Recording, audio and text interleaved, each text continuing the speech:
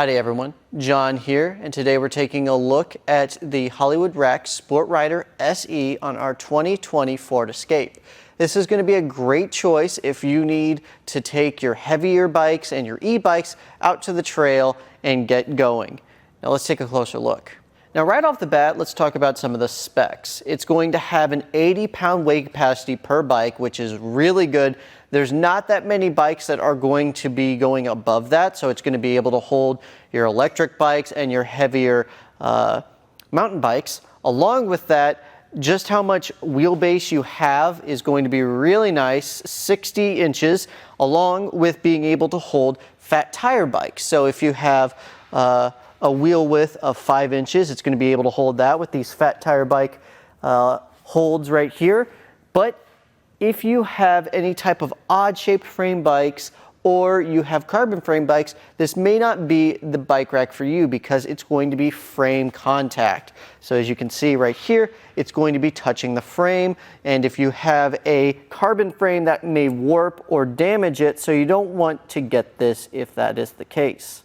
Now, considering that this is a heavier bike rack with the ability to hold heavy bikes, it's nice that it can actually tilt away as well. The placement of where you have the tilt away button is a little bit of a pain, but I will say at least you have something to grab onto as you let it tilt down. So I'm going to undo this pin and then pull this little lever right here. And then you let it down. Now with our bike today, it's pretty easy to bring down, but it is going to be tougher if you have electric bikes, so keep that in mind. But as you can see, we have more than enough clearance to get into the back of our vehicle, grab our helmets and anything else we may need, and then we can go on our ride. Now we're going to show taking the bike off. Now I have noticed whenever it comes to these kinds of hooks and the mast that we have here, usually you're able to take these off. I'm not a big fan of that because it makes it much harder to get your bike off if you aren't able to pull these all the way off, because there's a little bolt right there.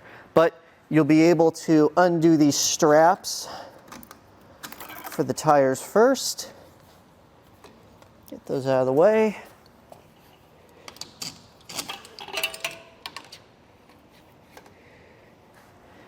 And then all you have to do is press up.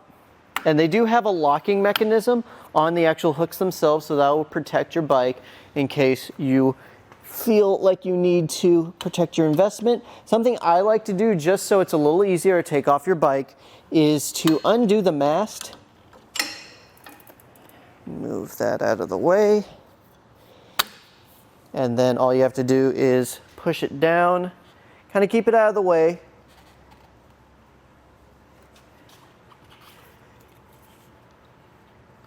There we go.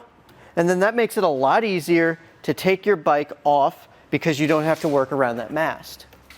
And whenever you don't have a bike on here, just put that bolt back in there. It can be a little bit of a pain to work with.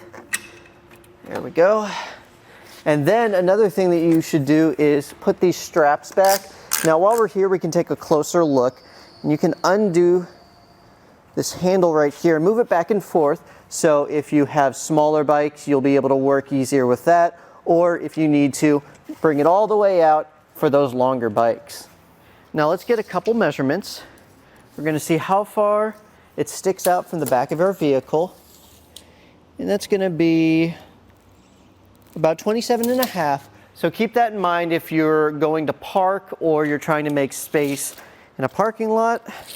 Another thing we want to get is ground clearance. Now, as you can see, it actually is a bit of a rise, which is good for us. You're going to have 17.5 inches of rise, so that's pretty good. Just keep that in mind whenever you are going up a steep hill or rocky terrain. That's going to make sure that you don't have any bottoming out. Another thing that we can do is fold it up to make a little bit more space. So we're going to have to undo one of these, and then it will push into this one right here. So there's going to be two little levers.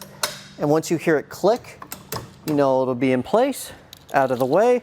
And that's going to cut down on the area by about 7 inches. So it's going to bring it down to 11 inches, which is really good.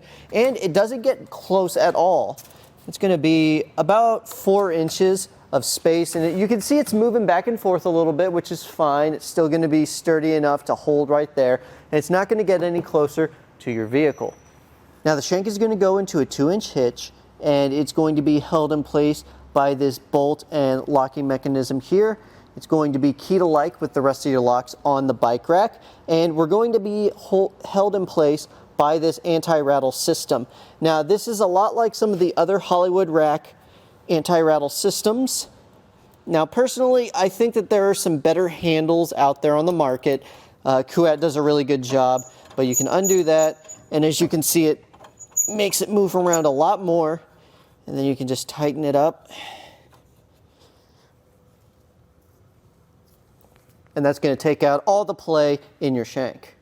If you're looking for just pure weight capacity, this is the one to go with. There's not too many bikes that it won't be able to hold with its weight capacity. But if you're looking for something with a little bit better quality of life, but still able to hold those e-bike racks, I would check out the Hollywood Destination e-bike. That's going to be able to handle also around the same amount of weight capacity, but just a little bit more ease of use, and you're not going to have to worry about how you lift it as much. And that was a look at the Hollywood Sport Rider SE on our 2020 Ford Escape. Thanks for watching.